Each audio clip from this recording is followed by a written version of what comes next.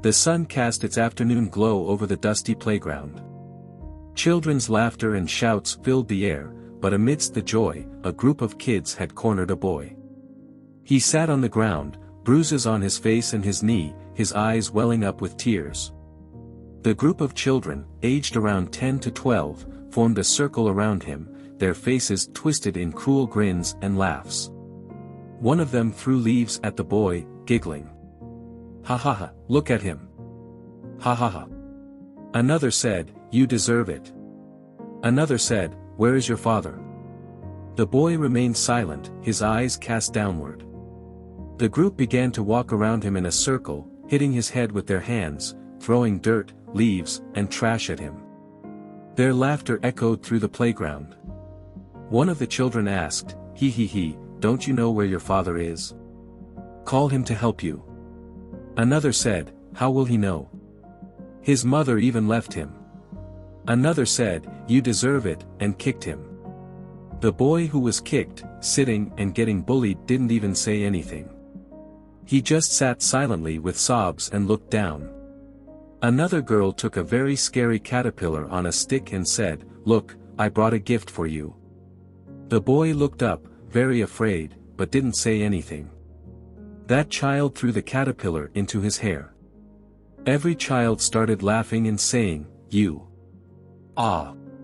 Then, another looked at the boy and said, "He didn't fear. He saw a cat passing by, rushed to it, and got it." He took the cat to the boy, who was very scared of cats. He started screaming, but all the children grabbed his hands and legs. That child slowly took the kitten to him. Just then, another boy rushed and pushed that child. "How dare you?" That boy he pushed replied, "Why are you supporting such a bastard?" As the boy listened to such things about his friend, he got filled with anger, he sat on the child and started punching his face. The other children panicked and stepped aside. The boy who had been bullied stopped the boy and said, "Hey, stop." AI replied, his voice filled with anger, "How dare he say such things to you?" That boy took AI away and the child under him ran away immediately. AI shouted, "If anyone bullies him again, I'll probably not leave him." AI turned to him and cleaned his face. The bullied boy said, Why did you save me?" AI replied, "You're my friend. I can't bear seeing you get bullied by anyone." The boy replied, his voice filled with pain, "But AI, everyone hates me, and if you keep saving me like this, then they will stop playing with you." AI replied, "Who cares, by the way, I have a friend who will never leave me." The other boys simply smiled. Huan Shu stood in the yard, his back straight and his shoulders squared. His eyes seemed to bore into the distance, his gaze intense and unyielding. Hyun stood behind him, his posture relaxed yet alert, as if he was ready to spring into action at a moment's notice. Just then, the maid appeared, her footsteps light on the stone pavement. She approached Huan Shu, her head bowed respectfully. "Prince, I gave the young master clothes." Huan Shu's voice was cold, his tone detached. "Did he ask who sent them?" The maid nodded, her eyes downcast. "Yes, but I didn't answer." Huan Shu's response was low and even, his words dripping like ice. "Okay, you can go now." The maid bowed hastily and retreated, leaving Huan Shu and Hyun alone in the yard. Hyun watched the exchange silently, his face impassive, as if he had expected this revelation all along. Wei stood near the bridge, watching the water flow beneath it. Seo Yun exclaimed, "I'll help you remember all your memories, don't worry." Tong and Bao chimed in, "But, child Wei, what if your memories are super embarrassing?" Tong asked, his face scrunched up in concern.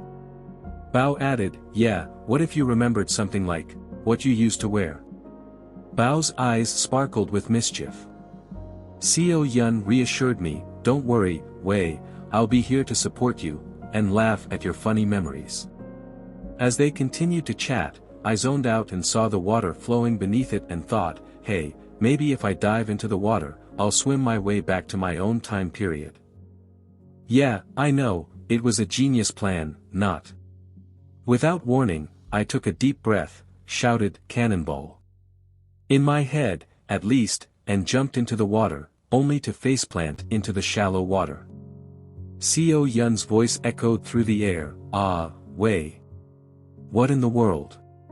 You're just standing there, getting wet." Tong and Bao rushed to my aid, but Tong slipped on a rock and fell into the water beside me, doing an involuntary belly flop. Co Yun couldn't help but burst out laughing. Literally. Bao, trying to help, grabbed Tong's arm and pulled him out of the water, but ended up slipping on the wet stones and landing on his rear end with a splat. I stood there, dripping wet, and thought, well, I guess I'm not getting back to my own time today, or anytime soon, for that matter, but I won't lose hope. I'll keep trying. As I stood there, trying to dry my wet clothes, Co Yun handed me a steaming hot bowl of lotus root soup, her face breaking into a warm smile. I took a bite, and the scorching hot lotus roots burned my tongue and the roof of my mouth. I shouted, "Ah, it's so hot." Co Yun quickly handed me a flask of water, and I gulped it down, frantically fanning my mouth with my hands to alleviate the burning sensation. Tong and Bao couldn't help but burst out laughing at my misfortune. I muttered under my breath, what could possibly go wrong next? Just as I was thinking that things couldn't get any worse, Co Yun exclaimed, "Shall I show you around the whole village? Maybe it'll help you remember things." I hesitated for a moment before whispering, "Okay, what's the worst that could happen now?" Co Yun grinned and said, "Okay, let's go." And with that, we set off on a tour of the village, with Tong and Bao tagging along, still chuckling about my earlier mishap. Co Yun whispered, barely audible, "Wei, I'll help you regain all your memories, but first, I'll take you to your family, to Jean Ling. She'll be overjoyed and surprised to see you alive." I asked, "Did you say something?" She replied, "Yes. Put this on." She handed me a delicate, iron mask that covered my face from the forehead to the top of my lips. The mask was exquisitely embroidered with intricate patterns, adding an air of mystery to my appearance. I asked, "Why do I need to wear this?" Co Yun's expression turned serious. "For safety. You're quite popular, and if people recognize you, it might attract a crowd." Tong and Bao whispered in unison, "And the girls will go crazy for Child Wei, and you'll get jealous." Co Yun shot them a stern glance. "Shut up." We began walking, with the mask securely in place. Co Yun continued to pepper me with questions, her childish enthusiasm grating on my nerves. "Do you remember this? And what about that? Oh, and this one too." As we strolled, I caught sight of Huan Shu standing with a man I had seen before. My curiosity piqued, I asked Co Yun, "Who is that man with Huan Shu?" Co Yun replied, "That's Dai Hyun, Prince Huan Shu's bodyguard." I watched as Huan Shu helped the villagers, his actions filled with kindness and compassion. My gaze became transfixed on him, and I found myself captivated by his stunning beauty. His features were chiseled, with piercing eyes that seemed to see right through me. His raven black hair was perfectly styled, and his smile could light up the entire village. As I stood there, mesmerized by Huan Shu's beauty, Co Yun nudged me, breaking the spell. Just then, Co Yun glanced at me, noticing where my gaze was fixed. She saw me staring at Huan Shu, and her eyes filled with pain and jealousy. I began to wonder if all the rumors about Huan Shu were true. Was he truly innocent, or was he just pretending to be kind to improve his public image? My attention shifted when I heard a commotion nearby. I turned to see a man fighting with an elderly man, pushing him roughly to the ground. I rushed over and caught the elderly man, holding him upright. "Are you okay, sir?" I asked, concern etched on my face. My anger boiled over, and I turned to the man who had pushed the elderly man. "Apologize," I demanded, my voice menacing. The man sneered at me. "What if I didn't?" he taunted. Enraged, I punched him in the face. "How dare you treat an elderly man like that? I shouted. The man stumbled backward, his face twisted in anger. He reached for something at his side and hurled it at me. I raised my hands to cover my face, but before the object could reach me, Huan Shu stepped in front of me, shielding me from harm. The object hit Huan Shu with a loud thud, but he didn't flinch. I looked at him in shock, my eyes wide with surprise. The man who had thrown the object fell to his knees, trembling with fear. I am sorry, Prince, he stuttered, his voice shaking. Hyun rushed over to us, his face dark with anger. Prince, are you okay? He asked Huan Shu. Huan Shu nodded calmly. Hyun turned to the man, his voice thundering. How dare you throw? But Huan Shu raised his hand, silencing Hyun. The man continued to beg for forgiveness, his voice trembling. Huan Shu's voice was cold and low. Don't apologize to me. Apologize to the elderly man you hurt. The man scrambled to his feet and apologized profusely to the elderly man. I asked him, why were you pushing him? The man's voice trembled. Because he eats well but claims he has no money. Huan Shu cut him off, his expression stern. He handed the man a pouch filled with gold coins. Feed him whenever he comes, and all those who need it. And when you need money, come to me. The man nodded, still trembling. I was shocked by Huan Shu's kindness, but a part of me wondered if he was just pretending to be compassionate to improve his public image. As Huan Shu turned, I lost my balance, and he instinctively grasped my arm to steady me.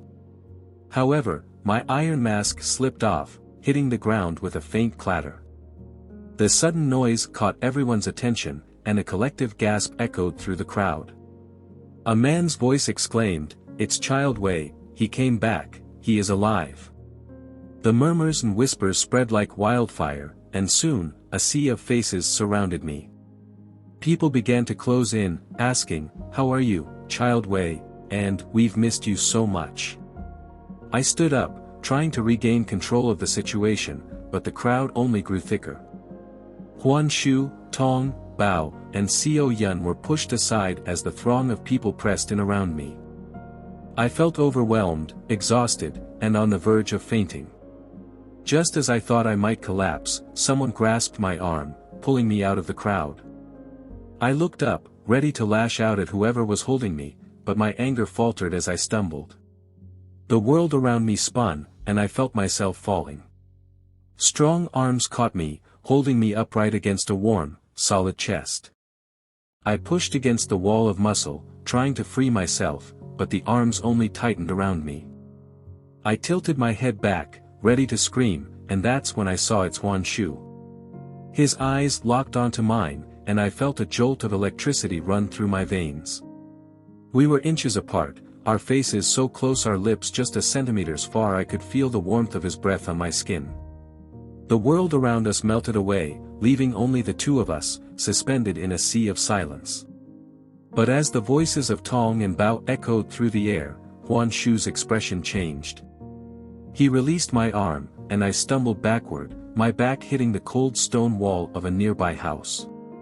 We stood there, facing each other, as Tong, Bao, and Xiao Yun approached.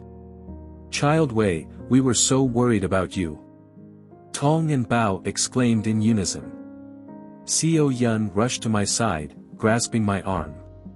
"Ah, where were you?" she asked, her eyes scanning my face. However, when Xiao Yun noticed Huan Shu standing beside me, she immediately withdrew her hand. Tong, Bao, and Xiao Yun froze, their eyes fixed on Huan Shu. They bowed down in unison, their faces respectful. Huan Shu glanced at me once more before turning to leave without saying a word. I watched him go, thinking, "Ah, you're so rude." Hyun followed Huan Shu, disappearing into the distance. We found ourselves on a slim, silent road, the houses looming over us like sentinels. The air was thick with the smells of cooking and incense, and the only sound was the soft crunch of gravel beneath our feet.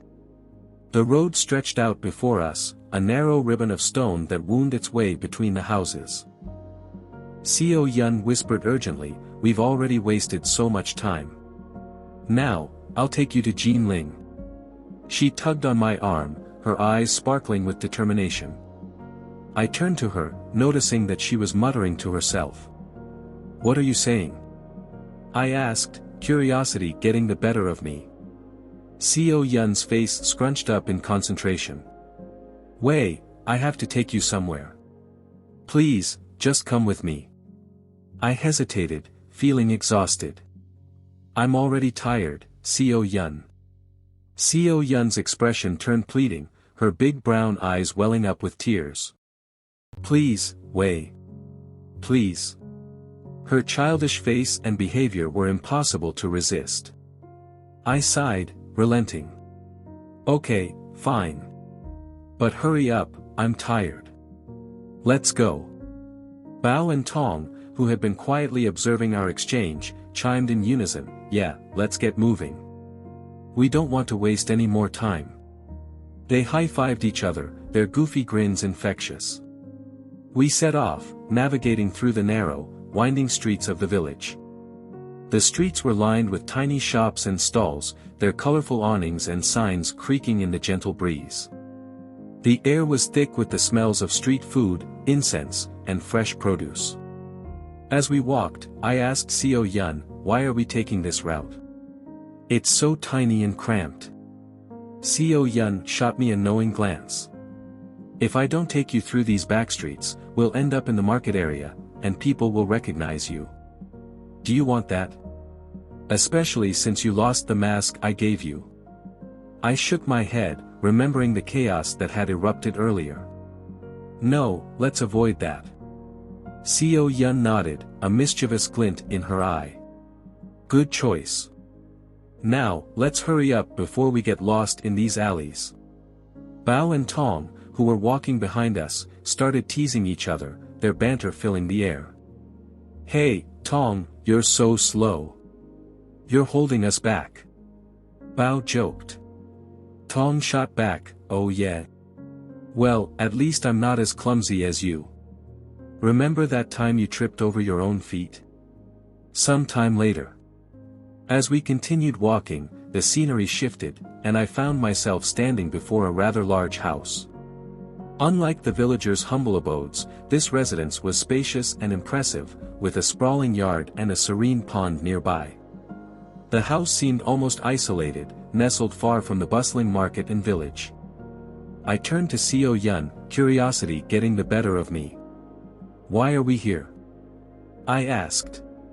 Xiao Yun's enigmatic smile hinted at secrets untold. You'll soon find out, she replied, her voice barely above a whisper. She muttered to herself, Jin Ling, where are you, before hastening away. Xiao Yun, where are you going? I called out, but she merely replied, wait here, I'll be back, without breaking her stride. I turned to Tong and Bao, who were still engaged in their playful squabble. Stop it now and tell me, where are we? I asked, interrupting their banter. Tong's gaze swept the surroundings before his eyes widened in surprise. Child Wei, we are at your home, he exclaimed. Bao's eyes lit up with excitement. Oh, really? I felt a shiver run down my spine as I whispered, my home. Just then, a voice pierced the air, filled with pain and sorrow. Wei. Thanks for watching. Do like and subscribe. Also, comment and tell us your thoughts about the series. Check the link below to follow the original author in the story.